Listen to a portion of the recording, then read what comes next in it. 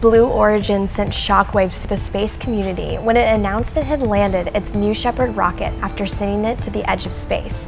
It's the first time a commercial vertical rocket has taken off from the ground, gone to suborbital space, and then landed vertically back on Earth again. The feat was immediately compared to what SpaceX has been trying to do all year. The Elon Musk-led company has tried twice to land the first stage of its Falcon 9 rocket after launching it into space, and the company hasn't had much luck in sticking the landing. But is it really fair to compare the two companies' landing techniques? Not exactly.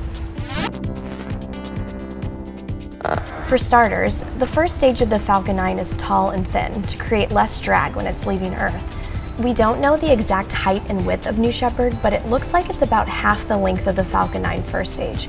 So overall it's a bit shorter and a bit more squat. That still doesn't make it easy to land, but it's better for balance. The Falcon 9 first stage goes to 124 miles above Earth before it detaches from the rest of the rocket and returns to the ground. New Shepard goes to 62 miles above Earth before it comes back, about half that distance.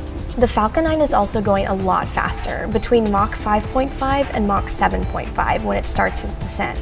New Shepard only reaches Mach 3, and the Falcon 9 has more than 1.5 million pounds of thrust behind it, while New Shepard reaches a maximum thrust of 100,000 pounds. The two rockets are just very different vehicles with very different purposes. The Falcon 9 is meant to launch payloads like satellites into lower Earth orbit, while New Shepard is meant to take passengers to the edge of space so they can experience weightlessness for 4 minutes. So the paths the vehicles take are drastically different.